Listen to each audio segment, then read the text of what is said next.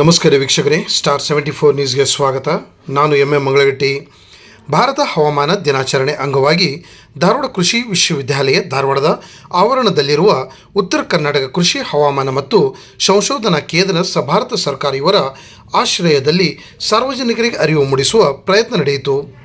ಅದರಲ್ಲಿ ಧಾರವಾಡ ಅಂಜುಮನ್ ಕಲಾ ವಾಣಿಜ್ಯ ಹಾಗೂ ವಿಜ್ಞಾನ ಮಹಾವಿದ್ಯಾಲಯದ ವಿದ್ಯಾರ್ಥಿನಿಯರು ಹಾಗೂ ಪ್ರಾಧ್ಯಾಪಕ ವರ್ಗ ಆಗಮಿಸಿ ಹವಾಮಾನ ಇಲಾಖೆಯ ಕಾರ್ಯಚಟುವಟಿಕೆ ಕುರಿತು ಮಾಹಿತಿ ಪಡೆದರು. ಈ ಸಂದರ್ಭದಲ್ಲಿ ಹವಾಮಾನ ಇಲಾಖೆಯ GKMS ಯೋಜನೆ ಹವಾಮಾನ ತಾಂತ್ರಿಕ ಅಧಿಕಾರಿ ಶ್ರೀ CB ಕಬಾಡಗಿ ವಿದ್ಯಾರ್ಥಿಗಳಿಗೆ ಹವಾಮಾನ ವೀಕ್ಷಗಾಲದಲ್ಲಿ ಹವಾಮಾನ ಉಪಕರಣ ಹಾಗೂ ಅವು ಹೇಗೆ ಕಾರ್ಯನಿರ್ವಹಿಸುತ್ತವೆ ಎಂಬುದು ಕುರಿತು ಮಾಹಿತಿ ನೀಡಿದರು. ನಂತರ NKAFC ಕಚೇರಿಯಲ್ಲಿ ಆಗಮಿಸಿದ ವಿದ್ಯಾರ್ಥಿಗಳಿಗೆ ಬ್ಯಾಡ್ ಬ್ಲಾಡರ್ ರೇಡಾರ್ ಕಾರ್ಯ ಕುರಿತು DM ಗುಣೆ ಅವರು ವಿವರಿಸಿದರು. ಇಂಜಿನಿಯರ್ ಸಂದೀಪ್ ಪಿಳ್ಳೆ ಹವಾಮಾನ ವೈಪರೀತ್ಯ ಕುರಿತು ತಿಳಿಸಿದರು. ಹವಾಮಾನ ಉಸ್ತುವಾರಿ ಅಧಿಕಾರಿ ಡಾಕ್ಟರ್ ರಾಜು ರೋಕಡೆ ಅವರು ಮಿಂಚು, ಗುಡುಗು ಮತ್ತು ಹವಾಮಾನ ಇಲಾಖೆ ಕಾರ್ಯಚಟುವಟಿಕೆ ಕುರಿತು ಮಾಹಿತಿ ನೀಡಿದರು.